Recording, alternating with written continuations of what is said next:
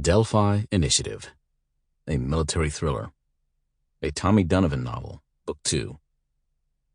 Written by W.J. Lundy and A.J. Powers. Performed by Andrew B. Wehrlen. Chapter 1. On Washington's south side, a 3-story stone building sat in the shadows.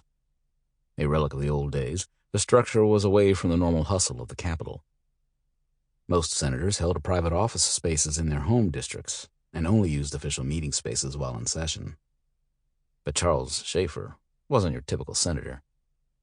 He was corrupt and dirty and had plenty to hide. His history and shady past were no secret in Washington, but still his colleagues always managed to look the other way, and his constituents always managed to keep him in office.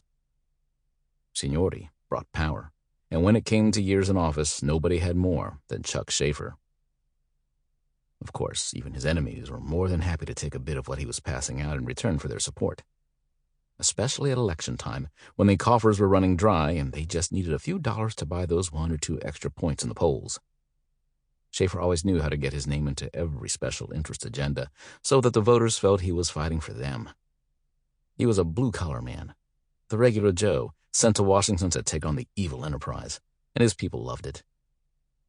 Senator Charles Schaefer knew his way around the swamp he lived in, and he thrived on it.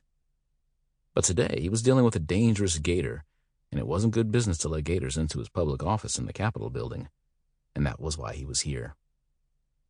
Charles was tired and feeling a bit buzzed from a 2-martini lunch that had turned into 4, but he forced himself to extinguish the temptation of a nap. He took a deep breath and spun in his chair. From a small refrigerator behind him, he retrieved a can of club soda. He opened it, listened to the fizz, and took a long drink before setting it on the corner of his desk. There was a subtle knock at the door, and then it slowly opened. He expected to see the face of Sharon Carlyle, his secretary, but instead it was the face he had been ignoring for weeks. Mark Dorsey, the Seattle phenom, the genius behind the predictive artificial intelligence they called the Delphi Initiative. Mark had been the low bidder and the lead contract holder for a big intelligence project in the Midwest, and now that the facility was close to going online, he had been wagering bets on being put in charge of all of it. Charles waved the young man in. He looked him over and smirked.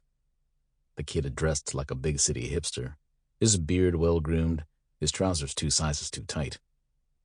How the man became a billionaire dressing like a vagrant amazed the senator. Charles knew the kid's backstory, but it still shocked him. See, unlike the other tech wizards who made millions off the internet's boom and... Sample complete. Ready to continue?